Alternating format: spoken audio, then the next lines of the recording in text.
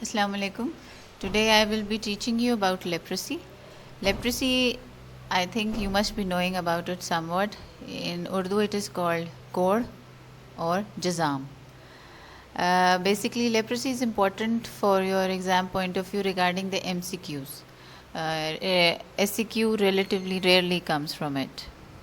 Now, regarding leprosy, what is it? Basically, it is a chronic granulomatous disease caused by Mycobacterium leprae, principally affecting the peripheral nerves and the skin. Mycobacterium leprae, what it is basically an acid-fast gram-positive bacillus, obligate intracellular organism. It grows at 30 to 33 degrees Celsius, doubling time of 12 days, and it has got a predilection for Schwann cells and macrophages. And the most important thing about it is that it cannot be cultured in vitro. It infects the skin and cutaneous nerves, that is Schwann cell basal lamina. Grows best in cooler tissues, that is skin, peripheral nerves, anterior chamber of eye, upper respiratory tract, and testes. It spares the warmer areas of the skin like axilla, groin, scalp, and midline of the back.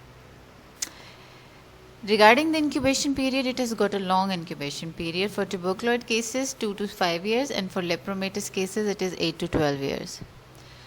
It has got some risk factors like other diseases. Any age can be affected, but peaks at 10 to 14 years. It is rare in infants, and it is more common in males. Male to female ratio is 1.5 to 1.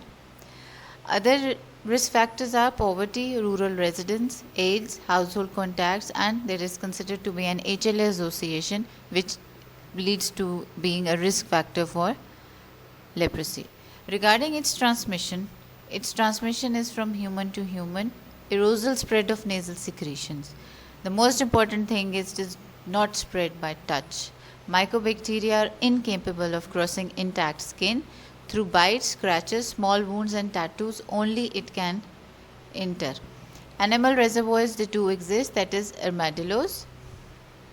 So, as you know that nowadays it is not considered to be a stigma to have leprosy, and it is not that common. But before, many years back, what they used to do was that if some person was was suffering from a leprosy, they would used to take the patient away from the village, and they put them together, but it was considered to be a big social stigma. But now it is improved a lot.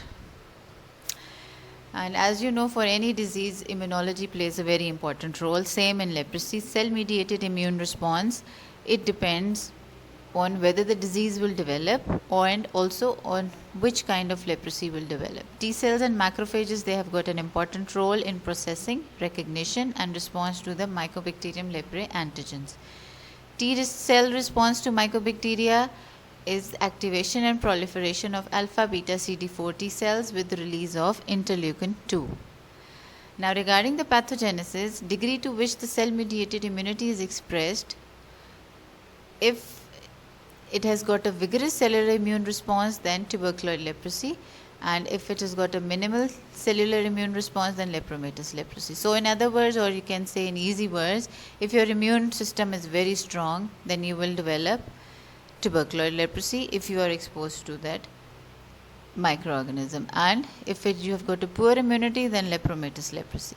The extent of bacillary multiplication and spread, tuberculoid leprosy, bacillary multiplication is restricted to a few sites, and bacilli, they are not readily found because the patient has good immunity.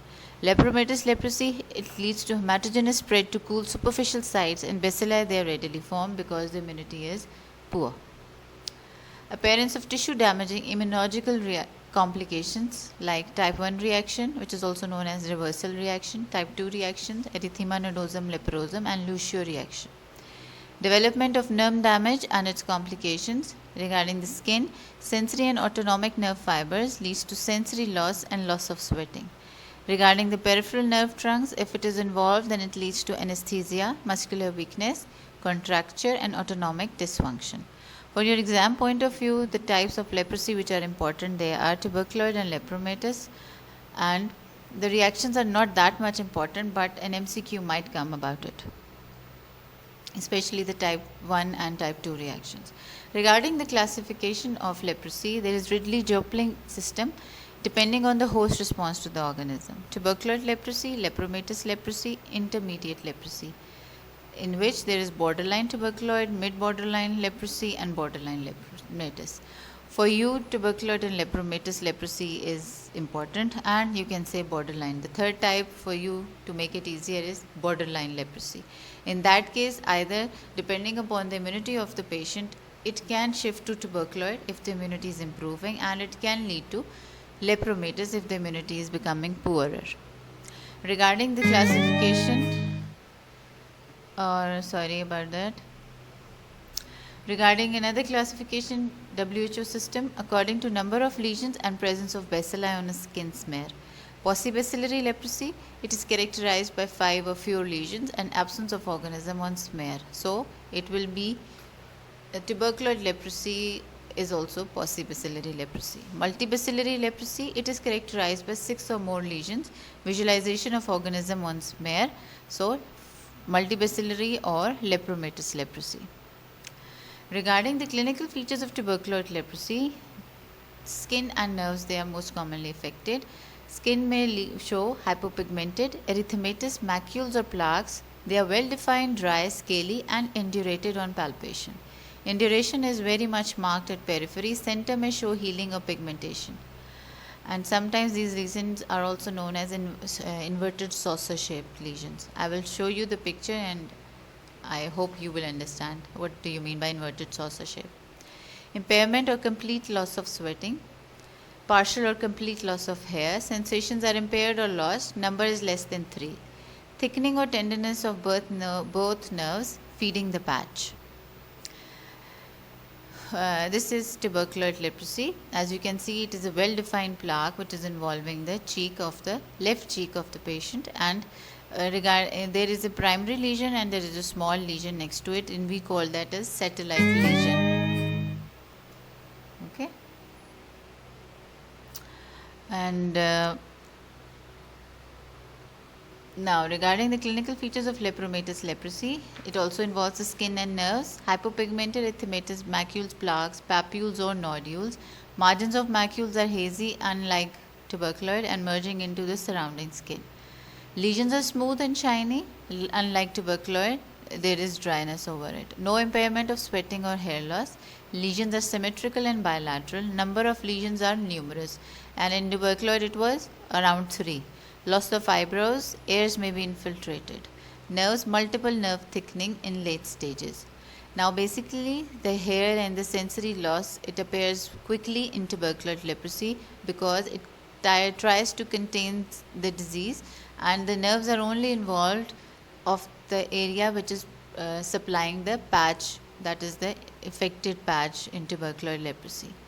So the immunity is good, so the nerves will enlarge quickly, sweating will be disturbed, and sensory sensations will be disturbed quickly. Whereas in lepromatous leprosy, it will take time, and by the time the nerves are palpable or thickened or tender, the leprosy would have been spread a lot. Okay. Now this is a picture showing of lepromatous leprosy. You can well appreciate the nodular appearance which is present on the nose as well as on the lips. This is saddle nose deformity. The cartilage is destroyed.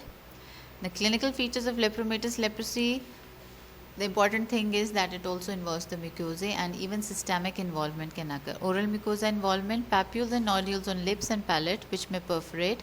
Nasal mucosa may be hyperemic, ulcerated and bleeds easily. Epistaxis is very common presentation. Systemic involvement, liver, spleen, bone marrow, kidneys and testes, they can be involved as well. Now regarding the clinical features of borderline tuberculoid, it also affects skin and nerves. In the skin, hypopigmented erythematous macules or plaques with well-defined yet irregular margins. Lesions are dry, scaly, in duration, marked at the periphery. Satellite lesions, as I showed you in the picture. Impairment or complete loss of sweating, partial or total loss of hair, sensations are impaired or totally lost, number is less than 10. In tuberculoid leprosy, number was around 3 or 5, take care. But in borderline tuberculoid, it is less than 10, and the it is somewhat similar to that of tuberculoid leprosy. So that is why it is borderline tuberculoid. Nerves supplying or feeding the patches, they thicken or tender, or they may show both presentations. This you can see there is a difference in the tuberculoid leprosy picture I showed. It was indurated plaque, and this is a plaque. It is not that much indurated. It has got scaling, erythema as well as present. Clinical features of borderline lepromatous. It also affects the skin and nerves, and skin lesions show morphology of tuberculoid as well as lepromatous. Number of lesions resembling lepromatous morphology is much more than those of resembling the tuberculoid lesions. The lesions are bilateral, tending to be symmetrical. Number of lesions, they are numerous and uncountable, unlike tuberculoid and borderline tuberculoid. Nerves, they may show thickening or tenderness or both, like borderline tuberculoid. You can well appreciate this is the back of trunk, and you can see that there is hypopigmented patches which are involving the back. Now this is nerve enlargement. Posterior tibial nerve is enlarged. Sometimes the nerves are also palpable, like the ulnar nerve will palpable around your elbow. In thin lean patients, they are palpable sometimes. The common popliteal nerve is also at the neck of fibula is palpable. It does not mean that the patient is having leprosy. If the nerve is thick, feels like cord, and it is tender, then the patient has got some symptoms as well on the skin, the patches or plaques, then you will consider leprosy, and also when there is some sensory loss as well. Ocular leprosy, eyebrows, loss of hair from lateral 1/3, eyelids, hypertrophy and formation of nodules, conjunctiva, will show mild conjunctivitis, cornea, superficial punctate keratitis, pannus formation, sclerosing keratitis and perforation, sclera may shows iritis and iridocyclitis. Nerve damage in leprosy is very much important because it leads to morbidity. Characteristic impairment, ulnar median nerve, which is the most commonest, it leads to claw hand, deformity, posterior tibial, plantar insensitivity and clawed toes. Common peroneal leads to foot drop. Radial, cutaneous, facial and greater auricular nerves can also be involved. This is a very important point, but which nerves they become most commonly are involved. Now regarding the reactions in leprosy, they are immunologically mediated inflammatory states occurring spontaneously or after the initiation of therapy. Type 1 reaction is downgrading or the reversal reaction. Borderline disease mostly shows it, that is borderline tuberculoid or lepromatous. Predisposing factors are infection, stress, pregnancy, purpurium, lactation. Skin lesions, they become what happened to them, that the patient is already having some lesions, but when you are suspecting this reaction, the lesions will become acutely inflamed, associated with edema and pain, and may even sometimes ulcerate. Edema is most severe on face, hands and feet. Now you can see the lesions were already present on this patient's face, but now they have become more swollen, edematous. Type 2 reaction is also known as erythema nodosum leprosum. 50% of lepromatous leprosy, it presents like that. 90% cases occur after initiation of therapy. Now, what is their presentation? They are painful red skin nodules arising superficially and deeply. Lesions form abscesses or they may even ulcerate, and they appear in crops. Sites commonly involve their face and the extensor limb. Systemic disorder is also present, that is, the patient is having fever, malaise, uveitis, dactylitis, arthritis, neuritis, lymphadenitis, myositis and orchitis may also be present. Complications are peripheral nerve neuritis, uveitis, synecdoche formation, cataract and even glaucoma. This is a picture of type 2 reaction. You can well see the nodular appearance on the, and there is some crusting is also present. Now, Lucio reaction is a very severe kind of a reaction. It is considered to be a vasculitic form of a reaction, and its prognosis is not good. Mexico or Caribbean races present with this most commonly. Diffuse lepromatous leprosy presents as irregularly shaped erythematous plaques. Lesions may resolve spontaneously or undergo necrosis with ulceration. This is a Lucio reaction. You can see that there is even necrosis of skin has occurred and the skin is sloughing off. It seems like a patient of burn or drug reaction. Now, regarding the diagnosis, it is a clinical diagnosis. The cardinal signs of leprosy are There should be hyposthesia, skin lesions and peripheral neuropathy should be present, and then you can label the patient as of leprosy. Regarding the lab diagnosis, the most important test or the bedside test which you can use is slit skin smear. What you do in it is that a small skin incision is made, site is then scraped to obtain tissue fluid from which a smear is made, examined after Zeal nail cell staining. Specimens are obtained from both hair lobes and 2 other active lesions. Negative bacterial index may be present if the case is of paucibacillary in treated cases and when an inexperienced technician has seen the smear. Other diagnosis: skin biopsy, nerve biopsy, lepromin test classifying a case of leprosy. Strongly positive if the immunity is good, that is tuberculoid. Leprosy, weakly positive in borderline tuberculoid and negative in borderline lepromatous and lepromatous leprosy. PCR for lepre DNA detected by this technique. Now, regarding the treatment, general principles of management are: eradicate infection with anti-lepromatous therapy, prevent and treat the reactions, reduce the risk of nerve damage, educate the patient to deal with neuropathy and anesthesia, and treat complications of nerve damage, rehabilitate the patient into the society, which is very important. Now, regarding the drug therapy, this is the therapy which is specified by WHO: paucibacillary, that is if it is tuberculoid, then monthly supervised rifampicin 600 mg, daily self-monitored dapsone 100 mg, and it is given for 6 months. Multibacillary or lepromatous, then monthly supervised rifampicin 600 mg, clofazimine 300 mg, and daily self-administered clofazimine 50 mg and dapsone 100 mg. The doses are not that much important, but you should remember what is the difference of treatment in paucibacillary and multibacillary and for how long they are to be given. And the side effects are also important, because then some MCQs can be made about the side effects as well. Now, therapy of reaction, it is not that much important for your exam point of view, but still it can come. Prednisolone for type 1, 40 to 60 mg per day. Dosage is gradually reduced over a 2 to 3 month period. Indications for prednisolone are neuritis, lesions that threaten to ulcerate, and cosmetically important sites like face.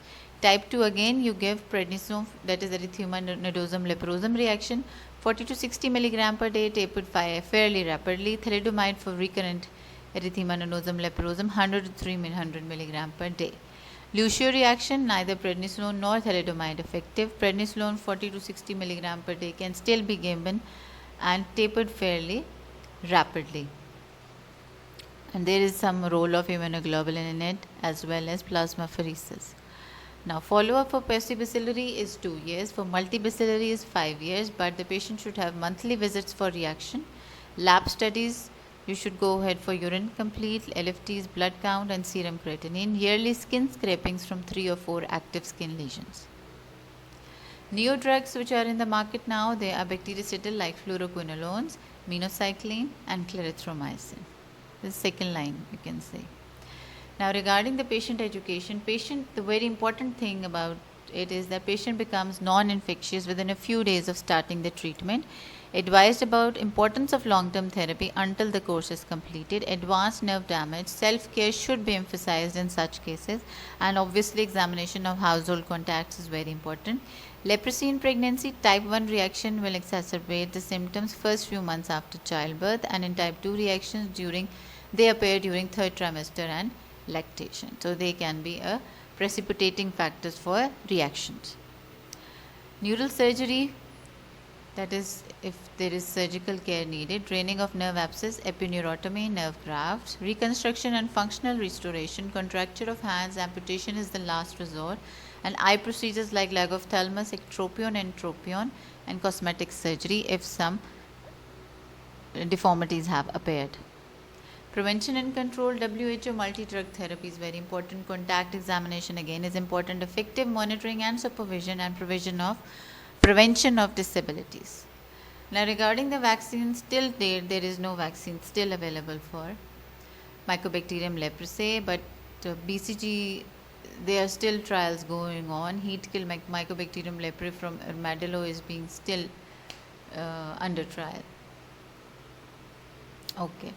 Now, I hope you have understood about leprosy, and if there are some queries, you can contact me on the Facebook group.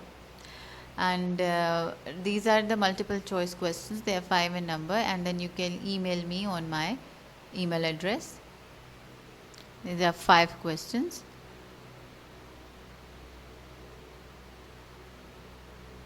Okay, thank you.